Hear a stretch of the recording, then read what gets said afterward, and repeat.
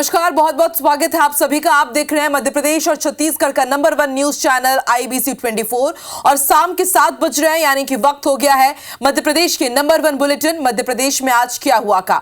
तो शुरुआत करते हैं इस बुलेटिन की और सबसे पहले देखते हैं शाम 7 बजे की 7 बड़ी खबर। तो आज खुलासा करेंगे कि आखिर सिवनी में हुई गौकशी, गौवंश का हत्यारा कौन है। लगातार इसका अपडेट आप तक हम पहुंचा रहे हैं और प्रेम करने पर कहां पर जिंदा जला दिया गया ये भी आपको बताएंगे। और इंदौर में कहां पर ट्रिपल सुसाइड का मामला सामने आया है, के बाद एक कहां पर और क्यों जान दे दी गई।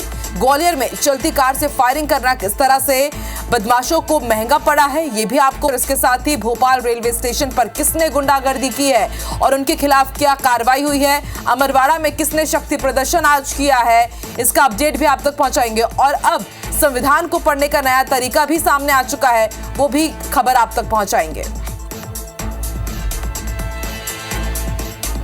और चलिए बुलेटिन में सबसे पहले बात करेंगे सिवनी में हुई गौकशी की।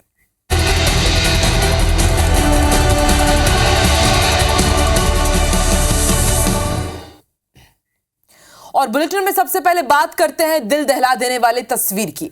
दरअसल सिवनी जिले के एक गांव में 50 से ज्यादा गौवंशों को मौत के घाट उतार दिया गया।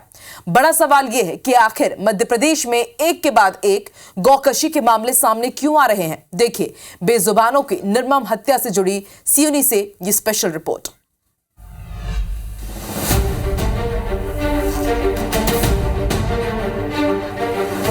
सिवनी में गौवंश से क्रूरता, बेजुबानों की फिर निर्मम हत्या। गायों का गुनहगार कौन? नदी तालाब में पड़े इन गौवंश के शव को देखिए। दिल दहला देने वाली ये तस्वीरें सिवनी जिले के धूमा, मजगवा और धानोरा गांव की है, जहां 50 से ज्यादा गौवंश की निर्मम हत्या कर दी गई। घटना की जानकारी मिलते ही इलाके में हड़कंप मच गया। मौके पर पहुंची पुलिस और प्रशासन की टीम ने आरोपियों पर कार्रवाई का भरोसा दिया है। सभी को मैं ये संदेश देना चाहूँगा कि पूरा पुलिस और पूरी तरीके से प्रशासन के सभी विभाग इसमें जुटे हुए हैं, अपनी भूमिका निभा रहे हैं और शीघ्र ही हमें इस घटना के पीछे कौन है वो भी पता चलेगा और उस अनुसार उसमें जो भी कानूनी कार्रवाई वो की जाएगी। इस विभत्स घटना को लेकर हिंदूवादी संगठन विरोध प्रदर्शन की तैयारी में है। वहीं कांग्रेस ने बीजेपी पर निशाना साधते हुए गौरक्षा के नाम पर प्रदेश सरकार को नाकाम बताया, जबकि भाजपा नेता दोषियों के खिलाफ सख्त एक्शन की बात कह रहे हैं। ये मध्य प्रदेश की सरकार नाकाम हो चुकी है गौरक्षा के मामले में। इन्हें सिर्फ राजनीति करने के लिए गौरक्षा का नाम लेना आता है। गौरक्षा के नाम पे ये जीरो हैं। इस सरकार जो 2 दशक से बीजेपी की सरकार है, उसके राज में अगर ये सब हो रहा है तो सरकार के ऊपर सवाल खड़े होते हैं। ऐसे लोग जो सरकार से मिले हुए हैं उनके संरक्षण में ये सारे काम चलते हैं, उनके ही काम इस तरह के हैं जिसकी जांच होनी चाहिए। कुछ दिन पहले ही मंडला में गौ तस्करों के घरों पर प्रशासन ने बुलडोजर की कार्रवाई की थी। ऐसे में बड़ी संख्या में गौवंश की हत्या कर आरोपी क्या प्रशासन को सीधी चुनौती दे रहे हैं। अंकित रजक, IBC 24 सिवनी।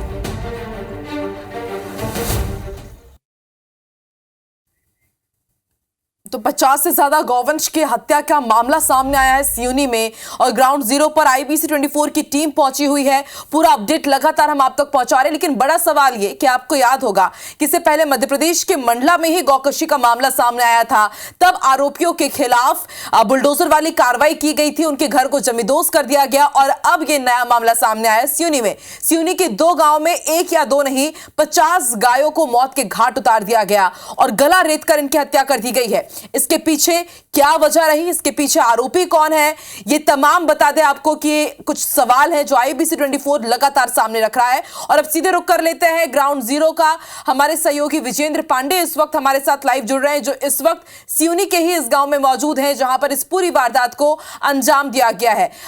विजेंद्र से भी बातचीत करेंगे, लेकिन इस वक्त बड़ा सवाल यह कि आखिर एक के बाद एक मध्य प्रदेश में इस तरह के मामले सामने क्यों सामने आ रहे हैं। विजेंद्र, आप इस वक्त ग्राउंड जीरो में ही मौजूद है, बताइए अभी वहां पर किस तरह के हालात आप देख पा रहे हैं। SP, कलेक्टर सभी जांच में जुटे हुए हैं, लेकिन आखिर सिवनी में गौवंश क्रूरता का इतना बड़ा मामला सामने कैसे आया और आरोपियों के पास कब तक पहुंचेगी पुलिस?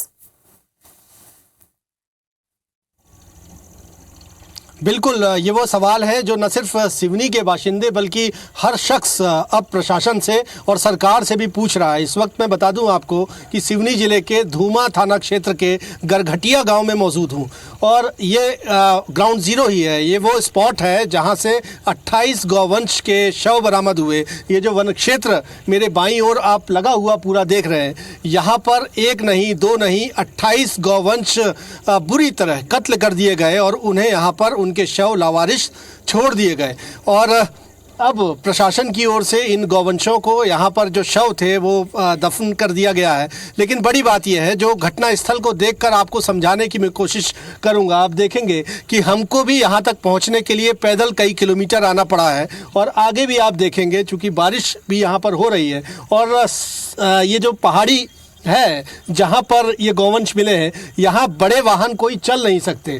आगे मिट्टी बही हुई है, लिहाजा इस बात की पूरी आशंका है कि ये जो गौवंश यहाँ पर लाए गए थे वो किसी वाहन में भर के नहीं लाए गए, बल्कि आगे जो वन क्षेत्र आपको दिख रहा है यहाँ से इस जंगल के रास्ते से ही हाँकते हुए उन्हें यहाँ पर लाया गया और इसी स्थान पर यानी जंगल के भीतर ही उन्हें मौत के घाट उतार दिया गया। ये आरोपी कौन थे, इसका पता लगाया जाना ज़रूरी है। पुलिस ने 60 से 70 जो तादाद अभी बताई जा रही है संदेही, उनको हिरासत में लिया, उनसे पूछताछ की जा रही है। लेकिन ये वन क्षेत्र है और ये गरघटिया गांव मेरे बाईं ओर, मेरे दाईं ओर आपको नज़र आएगा। ये आगे जाकर यानी जंगल जो है वो गांव से बहुत दूर, कई किलोमीटर दूर बसा हुआ है और ऐसे में यहाँ अगर कुछ हुआ तो उसकी जानकारी गांव तक नहीं मिलेगी। लेकिन फिर भी पंचम सिंह उइके हमारे साथ हैं जो कि ग्राम पंचायत गरघटिया में वन समिति के आप अध्यक्ष हैं। आपने सबसे पहले इस मामले की शिकायत पुलिस से की है।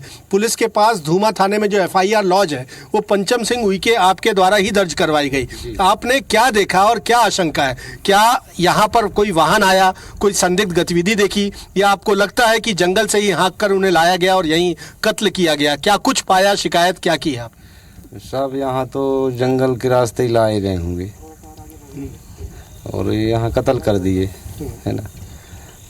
कब ये सूचना मिली है आपको और क्या पाया? एक दो दिन में कुछ ऐसा संदिग्ध घटनाक्रम हुआ या क्या पता चला? अब मेरे को तो पतिराम और सीताराम ने फ़ोन पे बताया कि यहाँ गऊ को हत्या कर दिए हैं। फिर मैं और नागीदार, एक चौकीदार, तीनों गए तो देखा तो वास्तव में वहाँ गौ माता का हत्या कर दिए थे। फिर हम लोगों ने डिप्टी रेंजर से बात की। डिप्टी रेंजर बोले आप जाइए, कहने कि पंचनामा बना को थाना में। ये जो मंजर आपने देखा होगा, जाहिर सी बात है आपकी भी रूह कांप गई होगी। किस तरह की कार्रवाई चाहते हैं आप? अरे साहब, हम तो ये चाहते हैं कि हत्यारे को बिल्कुल कड़ी से कड़ी सज़ा मिलना चाहिए। जो जिसने हत्या की है उनको कड़ी से कड़ी सज़ा मिलना चाहिए। आप क्या चाहते हैं? किस तरह की कार्रवाई प्रशासन से, सरकार से चाहते हैं? सरकार आपको सुन रही है? सरकार से हम यही मांग कर रहे हैं साहब कि दोबारा घटना ही ऐसा कि कहीं ना हो और देखने का ना मिला। जब पहली बार देख रहे हैं ऐसी घटना, हम हत्यारों को कड़ी से कड़ी सज़ा मिलना चाहिए और सरकार प्रशासन भी उनको ध्यान दे और उनको बंद किया जाए। जी, बताना चाहूँगा आपको कि आदिवासी बहुल गांव है और यहाँ पर ये भोले भाले आदिवासी ही मुख्यतः रहते हैं और इन्होंने अपने जीवन काल में कभी इस तरह की घटना नहीं देखी। लेकिन अब चूंकि ऐसी घटना हुई है, 28 गौवंश तो इसी स्थान से मृत अवस्था में बरामद हुए, जिन्हें बुरी तरह बेदर्दी के साथ, बेरहमी से मौत के घाट उतारा गया था। इसके रिएक्शन हम लगातार देख रहे हैं। हिंदू संगठनों ने कल सिवनी बंद बुलाया है और ये मांग की है कि अगर आरोपियों को गिरफ्तार नहीं किया जाता तो वो उग्र आंदोलन करेंगे, सड़कों पर उतरेंगे। कल सिवनी बंद भी रहेगा। लेकिन सवाल यहाँ पर खड़े होते हैं। मंडला में भी अभी हमें पुराना केस सामने याद आता है। इस पूरे वारदात के बाद वहां पर बुलडोजर वाली कार्रवाई की गई थी, आरोपियों के घरों को वहां पर जमींदोज कर दिया गया। लेकिन सिवनी में दिल दहला देने वाली वारदात, एक या दो नहीं, 50 गायों को यहां मौत के घाट उतार दिया जाता है और प्रशासन को इसके बारे में कुछ जानकारी नहीं लगती है। आपने बताया, पूरी वो जगह भी आपने दिखाई कि किस तरह से जंगल के रास्ते यहां पर गौवंशों को लाया गया और फिर गला रेत कर निर्मम हत्या कर दी गई है। पुलिस अब किस एंगल से इस पूरे मामले की जांच कर रही है और सबसे बड़ा सवाल है कि हत्यारा कौन है, कब तक पुलिस की गिरफ्त में होगा, उनको पकड़ने के लिए पुलिस क्या कर रही है? बिल्कुल सही कहा आपने कि अभी जो भैंसवाही में कार्रवाई हुई है पड़ोसी मंडला जिले में, उसके 10 आरोपी अभी फरार हैं। तक पुलिस अभी पकड़ नहीं बना पाई है, उन तक पहुंच नहीं बना पाई है। हालांकि उनके घर जहां पर अवैध तौर पर कत्लखाने चलाए जा रहे थे उनको जमींदोज कर दिया गया है, लेकिन बावजूद इसके वो घटना होती है, अभी आरोपी गिरफ्त से बाहर है। और इधर पड़ोसी जिले सिवनी में इतनी बड़ी संख्या में गौवंश को बेदर्दी से मौत के घाट उतार दिया जाता है तो सरकार पर, प्रशासन पर, पुलिस पर सवाल उठने लाजमी है कि आखिर उनका खुफिया तंत्र, इंटेलिजेंस सिस्टम क्या काम कर रहा था कि इतनी बड़ी संख्या में सार्वजनिक स्थानों पर आकर लाकर गौवंश को मारा जाता है, उनका कत्लेआम किया जाता है। और इस तरह से हम कहें कि समाज में वैमनस्य भी पैदा करने की एक गंभीर कोशिश की जाती है, क्योंकि गौवंश सिर्फ एक पशुधन हमारे देश के लिए नहीं है, ये हिंदू समाज के लिए, बहुसंख्यक समाज के लिए आस्था का भी केंद्र है। में संवेदनशील ये मामला है। और जैसे मैंने आपको बताया, गाय माता और हम उनको पूजते भी हैं, और देखिए गाय के नाम पर राजनीति बहुत होती है, लेकिन अमूमन हम देखते हैं कि किस तरह से उनके साथ वहां पर बर्ताव किया जाता है। और अब यहां पर आप देखिए किस तरह से निर्मम हत्या कर दी गई है।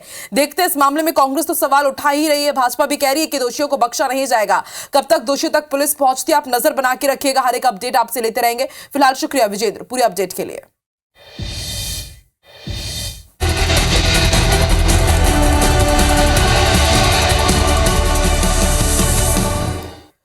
तो सिवनी में 50 गायों को मौत के घाट उतार दिया गया। वहीं मध्य प्रदेश में हत्या की भी कई वारदात आज सामने आई है। 3 तस्वीरें हम आपको दिखा रहे हैं, ये अलग अलग तस्वीर है। 4 तस्वीरें हम आपको दिखा रहे हैं। पहली तस्वीर रीवा के त्योथर की है, जहां कुल्हाड़ी से युवक की हत्या कर दी गई। खेत में युवक की लाश मिली है, चरित्र संदेह के में यह हत्या की गई है। वहीं ग्वालियर में पत्थर से कुचलकर एक युवक की हत्या कर दी गई। झाड़ियों के पास युवक की लाश मिली है।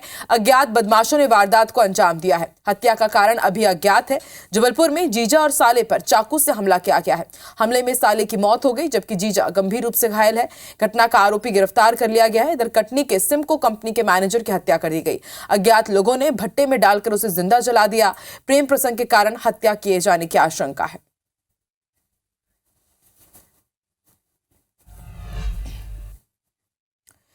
इधर इंदौर में आज सुसाइड के कई मामले सामने आए हैं। अलग अलग तस्वीरें हम आपको दिखा रहे हैं। पहली तस्वीर राजेंद्र नगर थाना क्षेत्र की है, जहां नाबालिग ने जहर खाकर जान दे दी। सुसाइड मामले में हैरान करने वाली वजह सामने आई। नाबालिग अपनी 4 महीने की छोटी बहन के रोने से परेशान थी, जिसके कारण उसने आत्महत्या कर ली। वहीं भंवरकुआ थाना क्षेत्र में मनचले से परेशान होकर नाबालिग ने जहर खाकर सुसाइड कर लिया।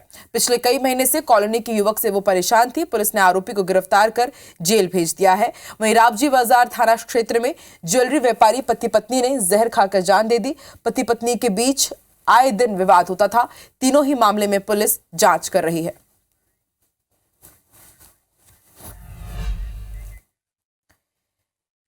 तो उधर इंदौर के अपोलो डीबी सिटी में 7वीं की छात्रा अंजलि के सुसाइड केस को लेकर पुलिस लगातार जांच कर रही है। अब मामले में अंजलि का आईपैड पुलिस को मिला है। पुलिस को उम्मीद है कि इस आईपैड से सुसाइड का राज खुल सकता है।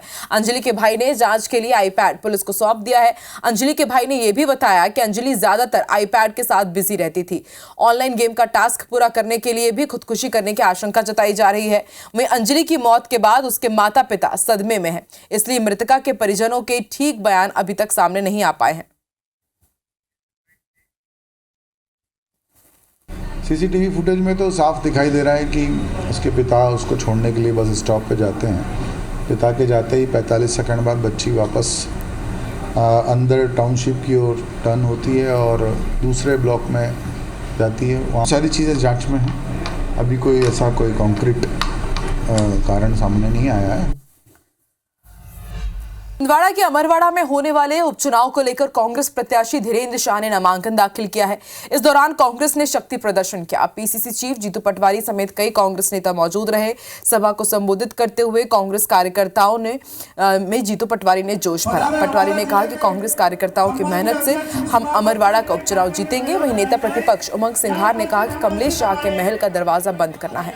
कांग्रेस के शक्ति प्रदर्शन में बड़ी संख्या में लोग शामिल हुए। यह समय है संघर्ष का, या तो लड़ना पड़ेगा या करना पड़ेगा। लड़ोगे कि लड़ोगे?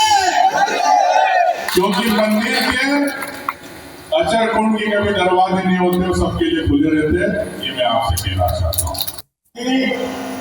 हमारी कांग्रेस की झोली में डाला है कांग्रेस के प्रत्याशी भाई धीरेन्द्र शाह, इनका मैं नाम बड़े गर्व के साथ लेना चाहता हूँ। आप सभी को कोटि कोटि नमन है, करता हूं वंदन। आज की सभा में पधारे सभी मतदाता भाई बहनों को हार्दिक अभिनंदन।